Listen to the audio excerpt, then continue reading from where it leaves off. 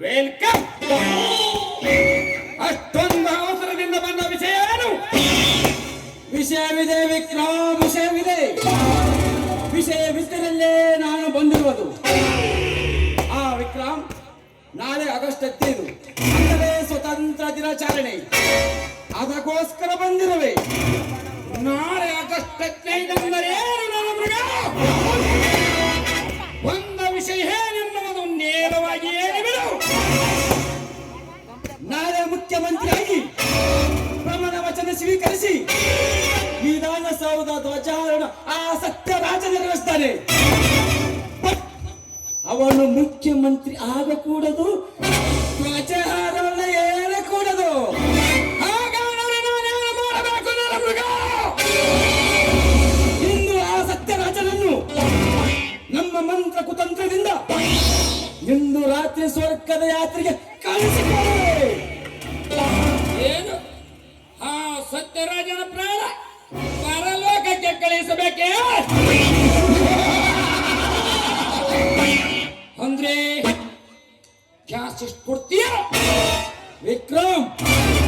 1 ಕೋಟಿ ಕೊಡುತ್ತೇನೆ. 1 ಕೋಟಿ? ಈ ರಾಜ್ಯದ ಭಾಷೆ ಕೇವಲ 1 ಕೋಟಿ? ನೋನು, ನನ್ನಿಂದ ಈ ಕೆಲಸ ಆಗದು. ನೋಡು ವಿಕ್ರಮ್, ಹಣ ಎಷ್ಟು ಹೋದರೂ ಸರಿ, ಇಂದು ಹಣ ಅವನ ಏನೋ ಊರಲೇಬೇಕು. ಅದನ್ನು ನಾನು ನೋಡಲೇಬೇಕು. ನೋಡು ನರಮೃಗ, ನನ್ನದೊಂದು ಕಂಡೀಷನ್. ಅದ್ಯಾವ ಕಂಡೀಷನ್ ಹೇಳೋ ವಿಕ್ರಮ್? ನಂಬರ್ ಬಿಸಿನೆಸ್ ನಲ್ಲಿ ನನಗಂತ ಪಾಲು ಕೊಡ್ತೇನೆ ಅಂದ್ರೆ ಮಾತ್ರ ಒಪ್ಪುತ್ತೇನೆ. ಏನಂತೀಯ? ಓಕೆ, ನಿನ್ನ ಮಾತಿಗೆ ಒಪ್ಪಿದ್ದೇನೆ. ತೆಗೆದುಕೋ 10 ಲಕ್ಷ ಅಡ್ವಾನ್ಸ್ ಅನ್ನು.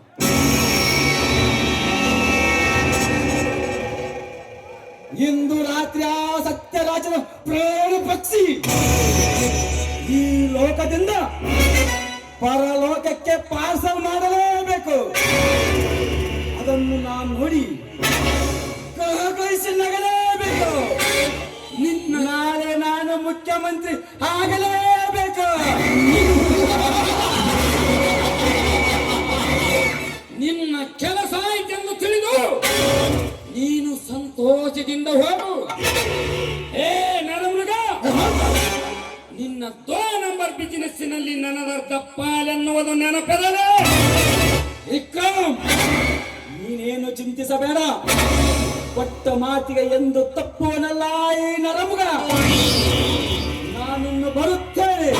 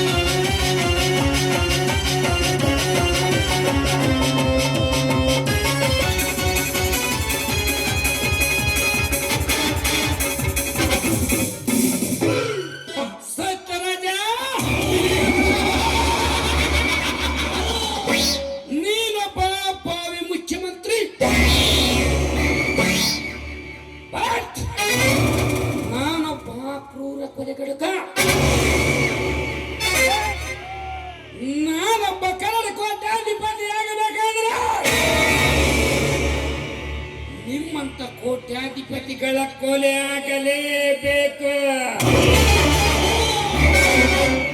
ನರಮೃಗ,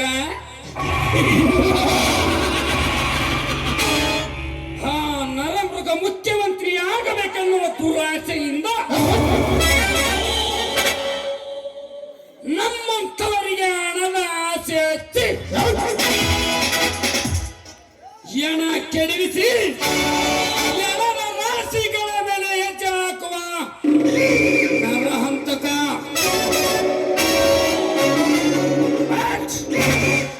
ಈ ವಿಕ್ರಮ್ ಮನಕ್ಕೆ ಒಪ್ಪಿದರೆ ಅವನ ಎಣ ಉರುಳಿಸದೆ ಬಿಡಲಾರ. ಈ ವೀರಾದಿ ವೀರ ವಿಕ್ರಮ್ ಸತ್ಯರಾಜ,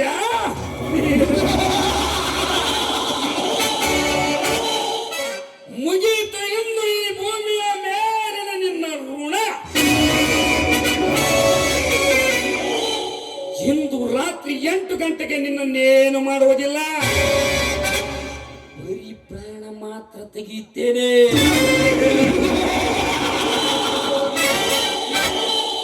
ಬರುತ್ತೇನೆ ಸತ್ಯರಾಜ.